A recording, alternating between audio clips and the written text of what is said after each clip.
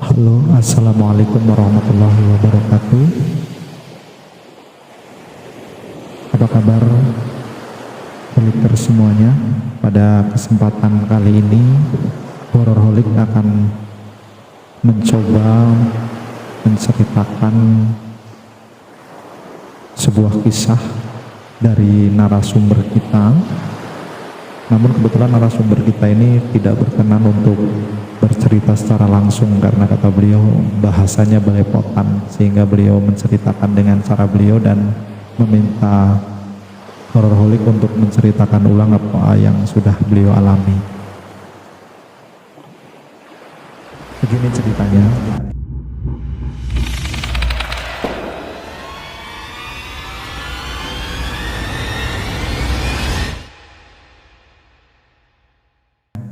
Sebut saja narasumber ini adalah Kang Poniman.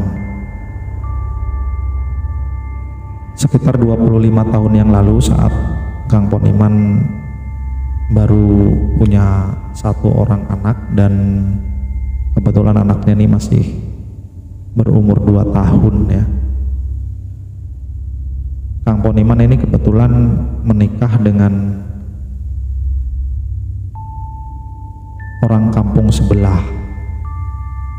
Namun kampung Kang Poniman ini karena masih di daerah pinggiran pegunungan ya, di Jawa Tengah, di sekitar Bukit Barisan, itu antar kampung itu kan cukup berjauhan. Sebenarnya ada akses yang bisa dilewati dengan jalur darat, itu perjalanan sekitar 2 jam perjalanan darat ya, maksudnya menggunakan kendaraan bermotor ya. Tapi apabila ditempuh menggunakan jalur jalan kaki, itu juga ada jalan pintas yang bisa dilewati sekitar 2 jam perjalanan jalan kaki, tapi harus menyeberangi sungai, melewati hutan pinus dan hutan kebun kelapa gitu ya. Dan juga ada satu tempat yang sangat terkenal, yaitu namanya Alas Papringan. Alas Papringan ini adalah perkebunan bambu yang cukup lebat, dan itu biasanya untuk melewati Alas Papringan ini membutuhkan waktu sekitar 30 menit. Nah, karena adat di tempat Kang Poniman ini, apabila menikah itu laki-laki itu tinggal di tempat perempuan ya, sehingga Kang Poniman ini sekarang tinggal di desa istrinya. Dan kebetulan ada saudaranya Kang Poniman dari desa asal atau tempat kelahiran Kang Poniman ini, itu ada yang hajatan. Kebetulan masih paman ya, pamannya Kang Poniman itu ada hajatan, sehingga Kang Poniman memutuskan untuk datang ke sana, tapi istrinya itu tidak bisa ikut ya karena anaknya masih kecil. Dan Kang Poniman ini juga memiliki peternakan sapi, yang mana pada saat itu sapinya ada yang sedang hamil tua, dan menurut perkiraan Kang Poniman ya, itu dalam waktu dekat ini bisa saja pada saat-saat tertentu itu tiba-tiba sapinya ini lahir, sehingga Kang Poniman ini khawatir kalau ditinggal oleh keluarganya nanti nggak ada yang ngurusin sapinya kalau ada yang melahirkan gitu. Jadi akhirnya diputuskanlah Kang Poniman berangkat sendiri ke rumah saudaranya. Nah, sebelum berangkat ini Kang Poniman sengaja mencari rumput dulu untuk makan ternaknya, sehingga Kang Poniman ini berangkat sudah hampir jam 10 siang. perjalanan 2 jam untuk sampai ke tempat saudaranya yang hajatan ini, desa asal dari Kang Poniman ya. Orang tua Kang Poniman juga tinggal di sana selama masih hidup. Namun sekarang orang tuanya sudah meninggal semua. Akhirnya Kang Poniman ini berangkat ke sana jam 10, melewati kebun kelapa, menyeberang sungai, naik bukit, terus melewati hutan pinus yang udaranya cukup sejuk, turun lagi menyeberangi sungai, lalu melewati perkebunan kelapa. Setelah itu masuk ke tempat yang seram ya, namanya Alas Papringan. Ini adalah perkebunan bambu yang rimbun, tapi kalau dilewati siang hari sebenarnya sangat indah gitu, karena kanan kiri ini pohon bambu yang cukup rimbun, jadi seperti melewati gua seperti itu. Dan waktu yang ditempuh untuk melewati Alas Papringan ini kurang lebih 30 menit. Setelah itu keluar, bertemu lagi dengan kebun pinus, lalu perkebunan kelapa, dan sampailah ke desa saudaranya Kang Poniman yang sedang hajatan ini. Kang Poniman sampai di tempat saudaranya ini jam 12 lewat sedikit lah, pas sholat zuhur ya. Jadi akhirnya Kang Poniman ya mengikuti acara, dan Kang Poniman ini mentargetkan jam 3 ini harus sudah pulang, karena ya yang pertama menghindari melewati Alas Papringan malam hari, yang kedua memang ya karena harus pulang gitu, karena ada sapinya yang mau melahirkan tadi gitu. Akhirnya setelah ya mengikuti acara resepsi hajatan di tempat saudaranya ini, Kang Poniman tuh 2:30 itu sudah bersiap-siap mau pulang. Namun tiba-tiba ada pengumuman dari masjid, innalillahi wa inna ilaihi raji'un, ada yang meninggal dunia bla bla bla bla bla. Dan ternyata yang meninggal dunia ini adalah kawan semasa kecil Kang Poniman, dan itu adalah kawan akrab yang rumahnya ada di samping rumah orang tuanya Kang Poniman. Jadi akhirnya tidak mungkin dong Kang Poniman tidak takziah dulu gitu, walaupun waktu ini sebenarnya sudah cukup mendesak. Tapi akhirnya ya Kang Poniman takziah dulu, lalu setelah di tempat duka ya Kang Poniman merasa nggak enak juga kalau cuman setor muka, ya akhirnya ya ikut menggali kubur ya, karena adat di desanya Kang Poniman ini kalau ada yang meninggal itu ya segera dikuburkan pada hari itu juga, tidak sampai menginap gitu. Sehingga pada saat itu masyarakat langsung bergotong royong, ada yang menggali kubur. Kang Poniman kebetulan ikut menggali kuburnya. Lalu setelah yang lahat siap, jenazah sudah dimandikan, Kang Poniman juga akhirnya membersihkan diri lalu ikut mensolatkan, dan akhirnya ikut menguburkan. Selesai penguburan itu sudah 5:30 sore. Kang Poniman sebenarnya agak ragu gitu, karena pasti kemalaman ini di jalan. Tapi bagaimana lagi nih kalau beliau tidak nekat pulang, maka beliau harus menanggung kalau sapinya melahirkan dan beliau tidak ada gitu. Akhirnya ya beliau juga khawatir nanti istrinya kebingungan ya, karena beliau ini pamitnya sore pasti pulang gitu, udah berjanji bahwa sore ini pasti pulang gitu. Maka Kang Poniman ini akhirnya memutuskan untuk tetap pulang walaupun sudah senja gitu. Perjalanan 2 jam yang harus ditempuh. Nah, Kang Poniman ini sebenarnya pulang agak buru-buru, tapi karena dari tempat saudaranya yang hajatan itu disuruh bawa oleh-oleh ya, dan ada beberapa titipan ya untuk mertua Kang Poniman dan saudara-saudara yang lain. Maka akhirnya ya Kang Poniman mau tidak mau memikul oleh-oleh tersebut gitu, menggunakan budeng ya, seperti kotak yang dibuat dari anyaman bambu ya, dan itu kanan ada 2 buah dan diisi oleh-oleh ya, dipikul ya, ditali lalu dipikul. Sampai di perkebunan kelapa itu sudah maghrib.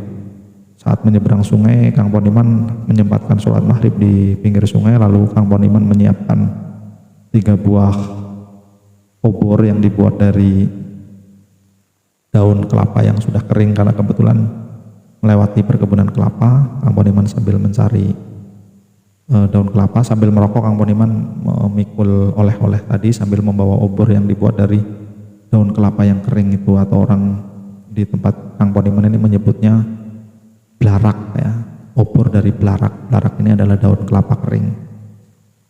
Lalu Kang Poniman menerobos perkebunan kelapa, keluar dari perkebunan kelapa, masuk ke perkebunan pinus. Itu sudah jam 7 malam. Sampai di mulut gua atau di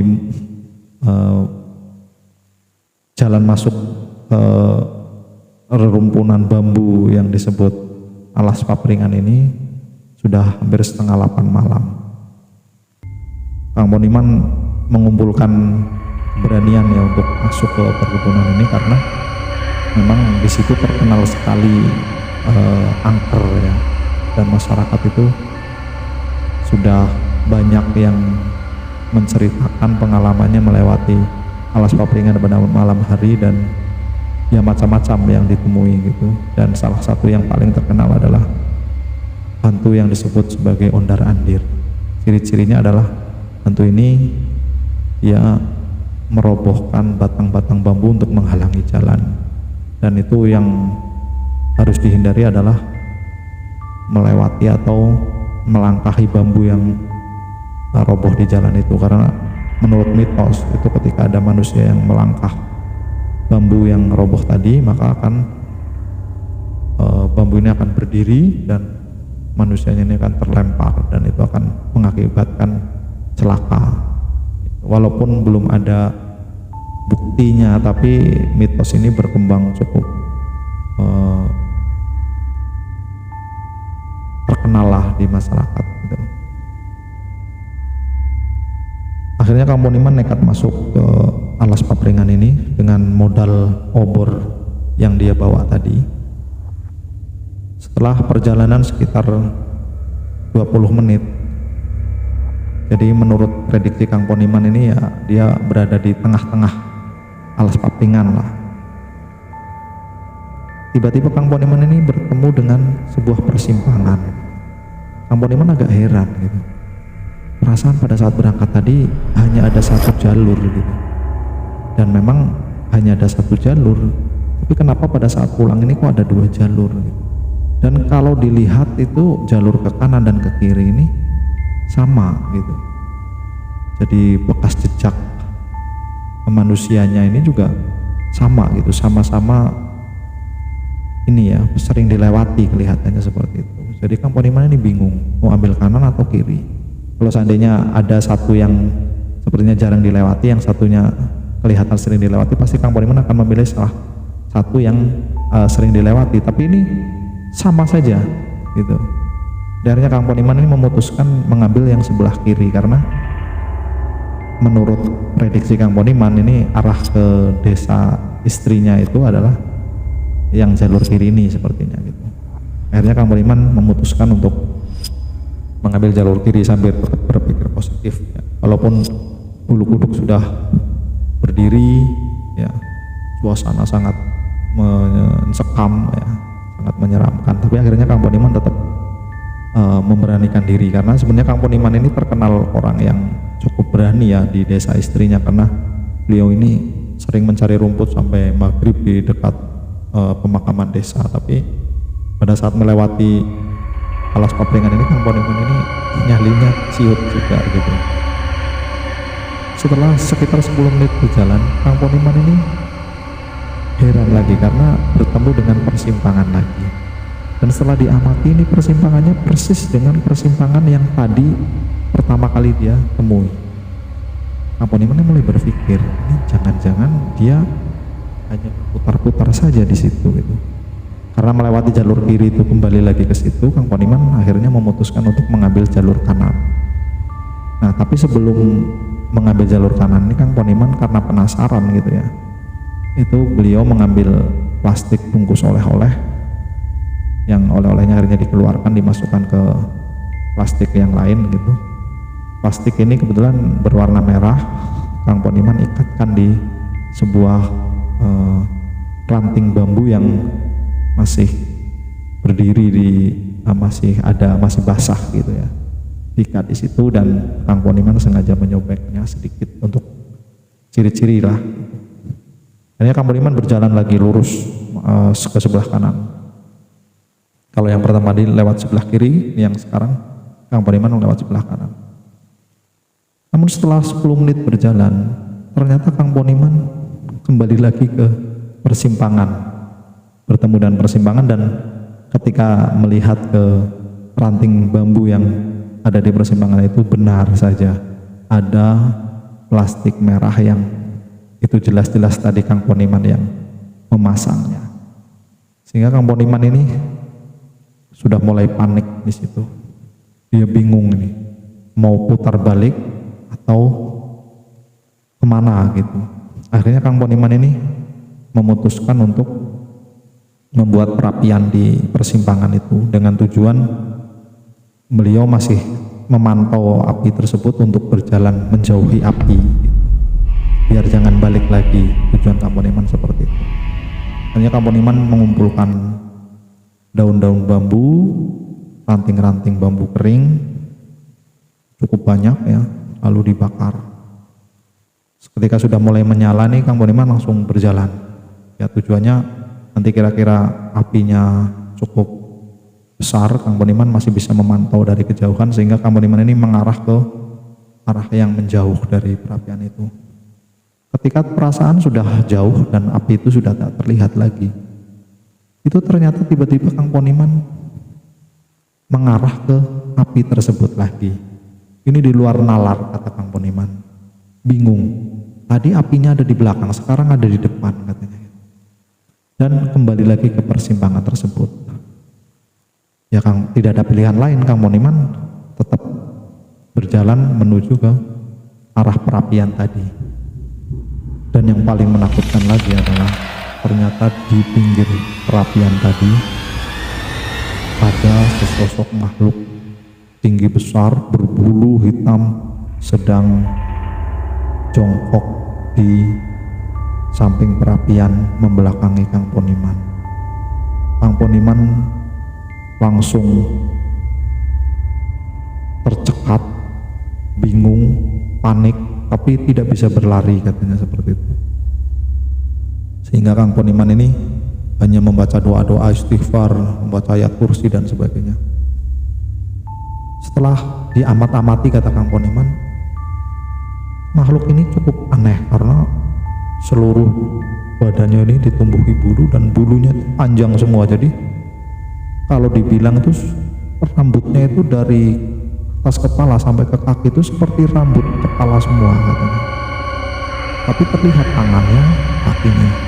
Dan yang paling aneh lagi adalah di tempat api yang menyala itu, tubuh dari makhluk ini tembus apinya. Bukan seperti terbakar, tapi seperti transparan gitu. Akhirnya Kang Poniman memutuskan untuk berbalik arah saja, menjauhi api tersebut. Walaupun Kang Poniman berarti kalau berbalik arah berarti dia akan kembali lagi ke kampung asalnya tadi, yang tempat saudaranya hajatan. Tapi bodo amat, kata Kang Poniman. Tapi baru beberapa langkah Kang Poniman berjalan, tiba-tiba di depan Kang Poniman ini ada pohon bambu yang tumbang. Awalnya 1, lalu 2, 3, 4, lalu banyak sekali, berpuluh-puluh pohon bambu yang tumbang. Sampai akhirnya Kang Poniman ini kebingungan. Ke depan ada pohon bambu yang tumbang, ke belakang ada makhluk yang tinggi besar berbulu tadi. Akhirnya Kang Poniman ini mengumpulkan keberanian. Adrenalinnya sudah memuncak, lalu timbullah rasa emosi ya. Orang kalau takut kelewat itu kan timbulnya emosi. Akhirnya Kang Poniman ini mengumpat gitu, menantang si makhluk yang ada di situ. Nah, Kang Poniman ini mengeluarkan golok, lalu sambil membabi buta itu Kang Poniman mendekati pohon bambu yang tumbang tadi, lalu dipotonglah salah satu batang bambu. Walaupun mitos masyarakat itu kan kalau bertemu dengan hantu undar-andir yang ciri-cirinya adalah batang bambu tumbang ini, itu jangan didekati atau jangan dilangkahin gitu. Tapi Kang Poniman nggak peduli. Beliau ini memotong salah satu batang bambu yang ada di depannya itu. Dan ketika salah satu batang bambu itu terpotong, itu tiba-tiba seluruh bambu yang tadinya rebah itu tiba-tiba berdiri semua. Dan pada saat berbarengan dengan pohon bambu itu berdiri semuanya, ada sesosok makhluk berbentuk seperti kukusan. Kukusan itu adalah anyaman bambu yang biasa untuk mengukus nasi kalau orang mau membuat tumpeng gitu ya. Seperti kukusan tapi menyala gitu. Dan seperti ada rambutnya katanya. Tapi dia terbang seperti kukusan, tapi kalau kukusan itu kan menyudut ke bawah, nah itu terbalik ya, sudutnya di atas. Jadi seperti topi penyihir mungkin lah seperti itu, tapi itu menyala gitu. Dan seperti ada rambutnya, dan rambutnya itulah yang menyala gitu. Akhirnya makhluk itu terbang ke atas dan meledak ya, karena saking takutnya tadi, walaupun adrenalinnya sedang memuncak. Punya Kang Poniman ini terus berlari sambil memikul oleh-oleh itu, sambil memegang obor dan menyabet-nyabetkan goloknya, berlari terus tanpa mempedulikan apa yang ada di belakangnya tadi. Sekitar 10 menit berlari, Kang Poniman ini tiba-tiba keluar dari hutan bambu tadi, dari elas papringan ini. Dan ketika diamati, Kang Poniman agak heran. Dia kan berjalan balik lagi ke arah dia masuk tadi. Harusnya kan berarti mengarah ke desa yang tempat saudaranya hajatan tadi. Tapi ketika dia mata-mati itu ternyata dia keluar di perkebunan kelapa. Kalau dari arah desa istrinya kan tadi kan perkebunan pinus dulu, baru perkebunan kelapa, lalu alas papringan. Dan ke arah desanya Kang Poniman itu perkebunan pinus, baru perkebunan kelapa, baru desa gitu, seperti terbalik. Nah ini pada saat keluar dari alas papringan ini, dia langsung bertemu dengan perkebunan kelapa, yang berarti ini adalah jalan menuju arah desa istrinya. Nah, Kang Poniman di sini agak heran, tapi ya udahlah, bodo amat gitu. Alhamdulillah malah berarti kan dia memang arah jalan yang dia cari gitu. Jadi akhirnya Kang Poniman berlari sambil menyalakan lagi sisa obornya yang tinggal satu, lalu pulang. Dan Kang Poniman sampai di rumah itu sekitar jam 12:30 malam. Nah, berarti sekitar hampir 4 jam Kang Poniman berputar-putar di alas papringan tadi. Dan alhamdulillah pada saat sampai ke rumah, ternyata istrinya dan anaknya ini belum tidur, sedang ada di kandang sapi yang ada di belakang rumahnya. Dan ternyata sapinya sudah melahirkan anaknya 2, sehat semua, laki-laki dan betina ya, jadi sepasang gitu. Dan induknya sehat, anaknya juga sehat-sehat. Alhamdulillah, kata Kang Poniman gitu. Istrinya awalnya mau marah, tapi setelah Kang Poniman menjelaskan bahwa ada sahabatnya yang meninggal dan beliau ikut takziah dan sampai menguburkan, akhirnya istrinya juga malah justru ikut berbelasungkawa ya, karena itu adalah teman kecilnya Kang Poniman, dan istrinya juga mengenal almarhum yang meninggal itu. Ya demikian yang bisa kami ceritakan ulang dari kisah hantu ondar-andir ini, alas papringan ya, yang diceritakan oleh narasumber Kang Poniman. Kang Poniman ini sekarang umurnya sekitar 50 lebih sepertinya ya. Jadi ini adalah pengalaman beliau pada saat masih muda, pada saat masih tinggal di dusun ya. Walaupun kami tidak bisa menceritakan seperti yang beliau ceritakan secara lengkap, tapi kira-kira garis besarnya seperti itu. Walaupun kalau mau diceritakan semua cukup panjang. Siapa tahu nanti ada cerita berikutnya yang lebih menarik lagi. Terima kasih. Sampai jumpa. Assalamualaikum warahmatullahi wabarakatuh.